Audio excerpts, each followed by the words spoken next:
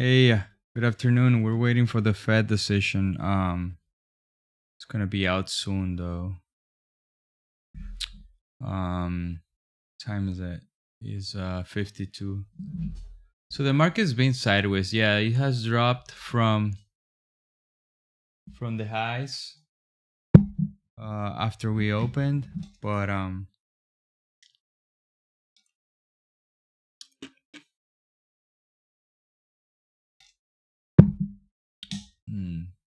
want to have a Federal Reserve.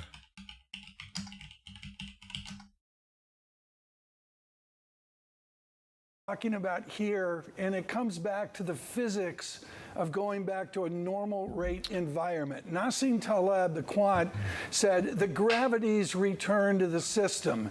You're degreed in the gravity. Tell me the gravity, the physics that Jerome Powell has right now. Is it a 1994 physics? I think we're getting close to it, right? So, I mean, these rates are high right now. I mean, they're not extraordinarily high, but they're high enough to put pressure and force down on the economy to continue with the physics analogy. So, yes, gravity is going to pull this down. Look, I mean, there's a lot of things. There are a lot of headwinds in 2024 from a policy perspective. Number one, the higher rate hikes are going to start to bite. Number two, the refinancing. People talk about maturity walls. That are coming up. It's going to be more expensive to do business. And number three, it's going to put pressure on valuations, right? So bond yields being higher, a Fed that's higher for longer is going to continuously put pressure on just the broader markets, financial conditions, equity markets, I would even say. Just given the alternatives that investors have to invest in bonds with a higher, potentially more attractive yield as we move into 2024. Because look, as Matt was saying, there is a recession that's out there somewhere. Whether it's a deep recession or it's a mild recession, I'm in the camp it's a mild recession.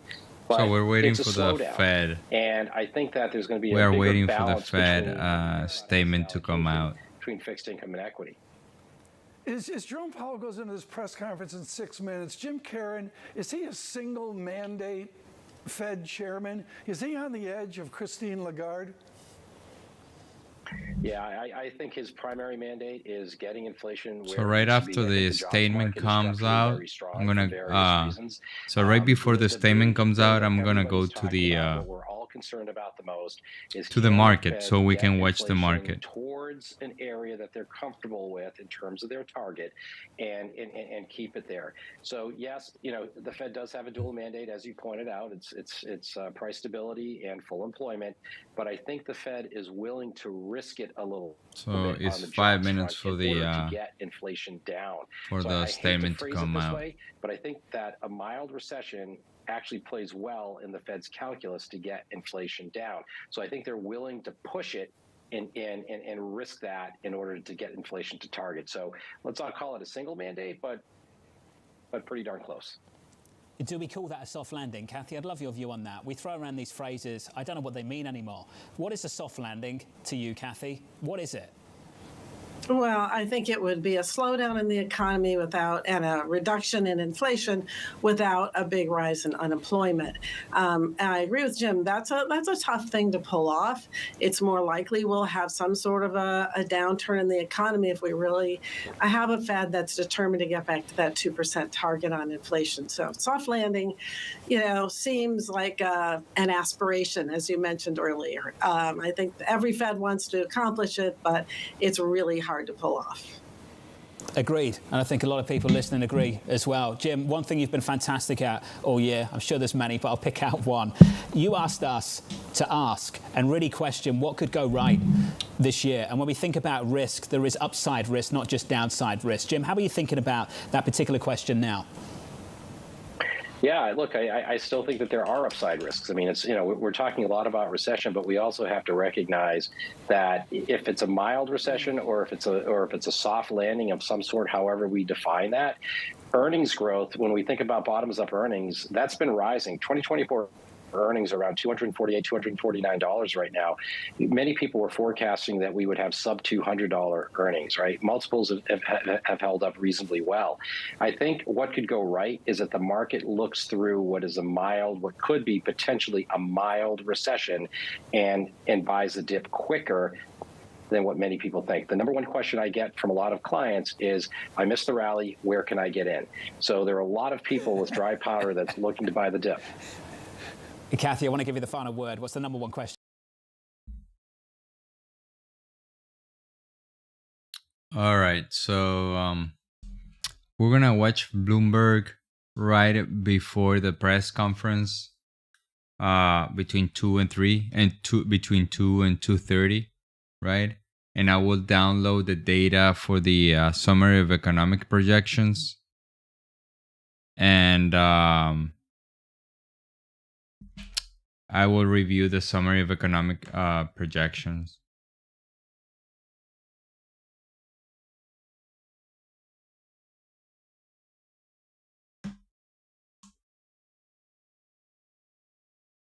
Is 1.5 minutes, 2 minutes, sorry. This is the S&P on the 5 minutes. I don't have any zone here. This is trading view. I mean, it's hard to just put zones when the Fed meeting is happening. It's too volatile to rely on any area, right? So I have Bloomberg on the, I couldn't put a CNBC, sadly. I used to do it before, but I have the Fed website. That is what we're gonna use for the press conference. And then I have Yahoo. And let me see if I can find CNBC.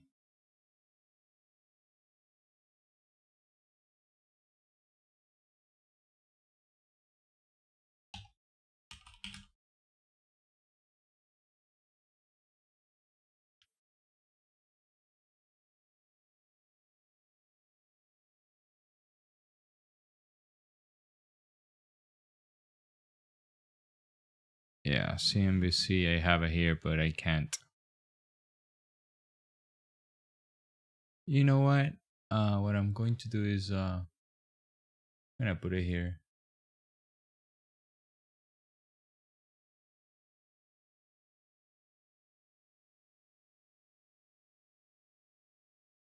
All right, 40 seconds.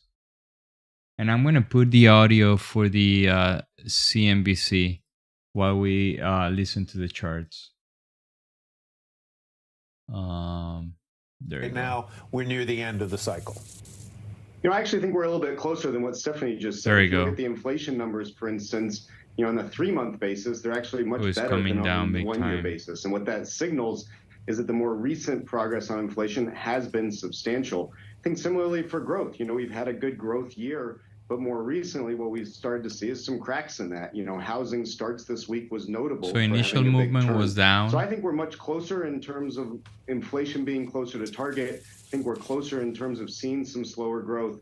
As a consequence, I don't think the Fed needs to make much change today. I think First 30 seconds, the market is going down big and time. leave their forecasts unchanged because a lot of progress has been made.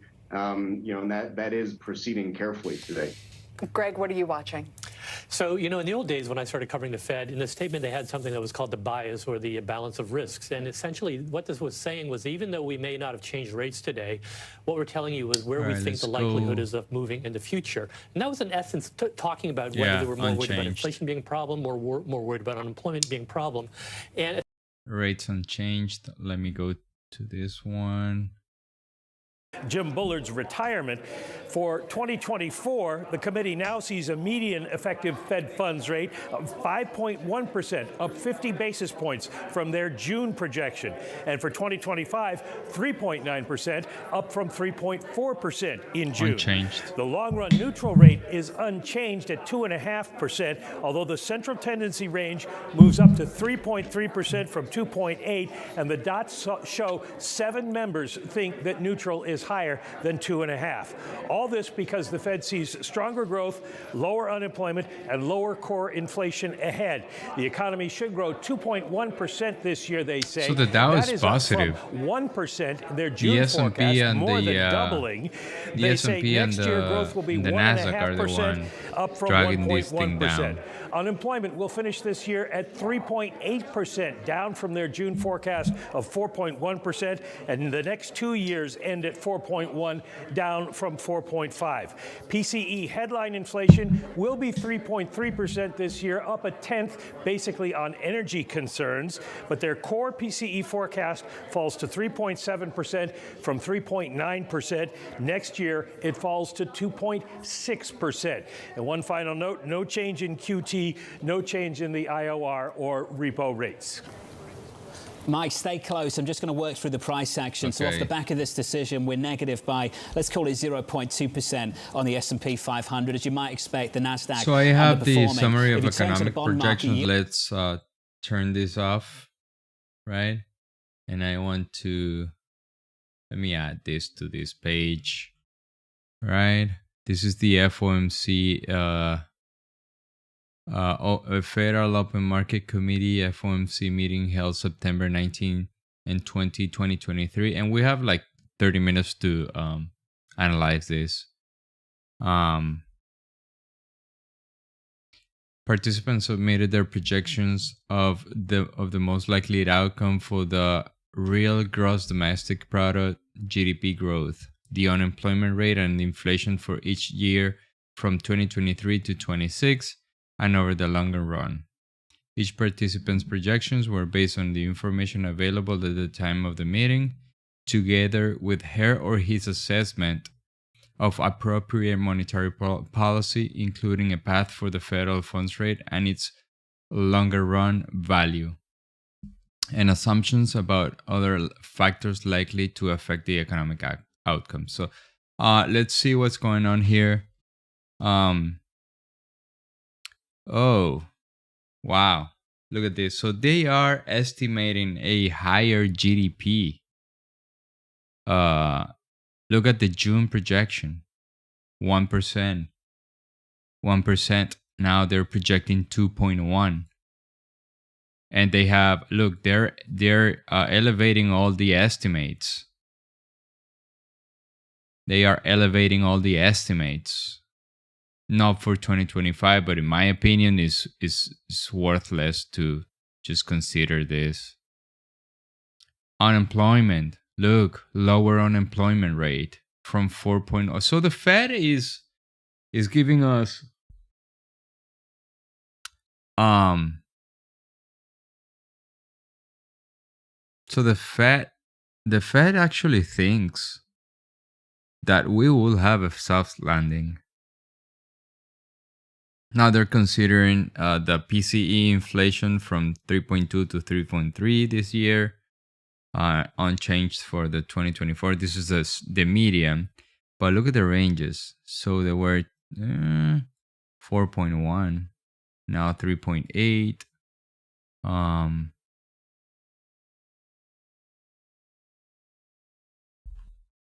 And what about the federal funds rate? Oh. So it looks like we're gonna be unchanged for like quite some time. Look at that. The range for the June projection was from 5.1 to 6.1.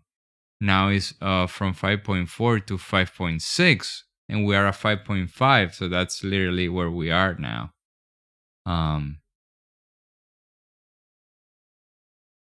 All right, I think it's not a bad news, these projections, right? That's what I'm looking at right now.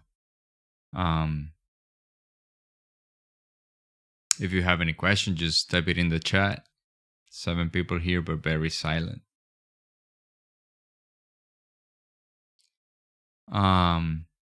If you want to know how to find this, go to federalreserve.gov and then type in summary of economic projections. That's very valuable information.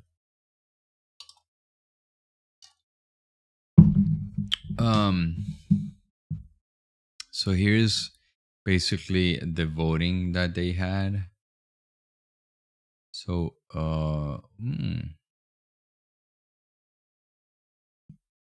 there you go. Here are the participants for the meeting.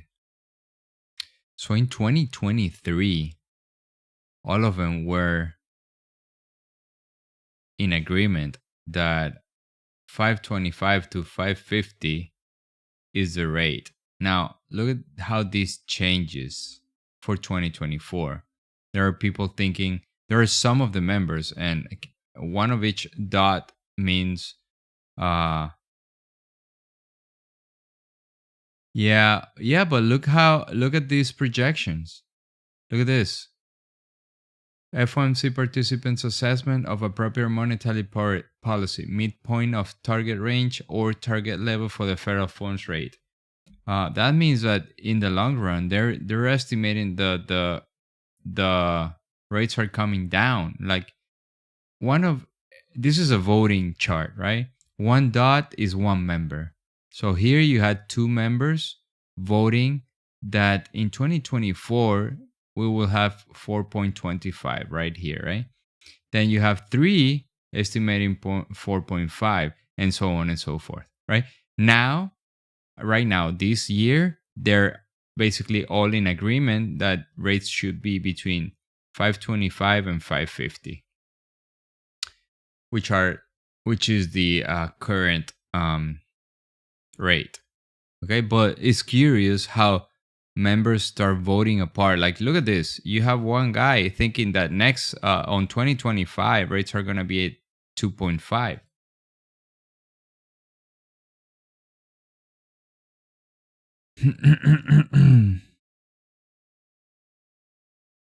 Interesting, right?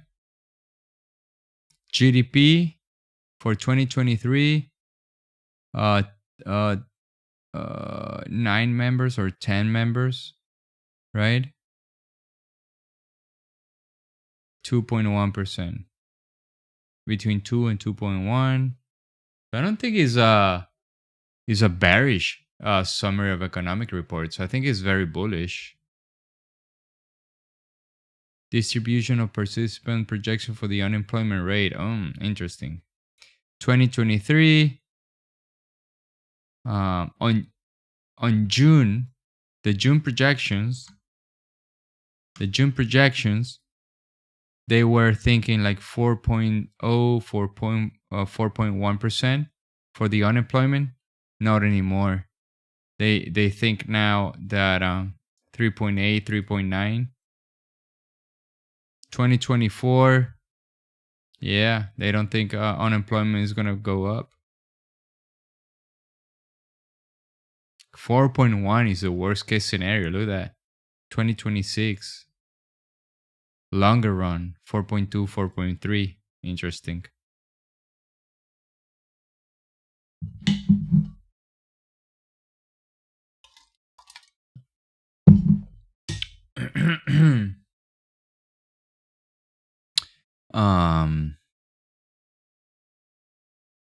What is this? Distribution participant PCE inflation numbers. So yeah, they think PCE is gonna come down definitely. 2025. Well, let's not talk about 2025, but 2024, 2.3, 2.4. We are at 3.5 right now, or core PCE. Let's Forex Factory. And that was the last week of August, I think. Yeah. PCE. Yeah, core PCE right now is... This is core PCE. No, PCE inflation. So it's not core PCE.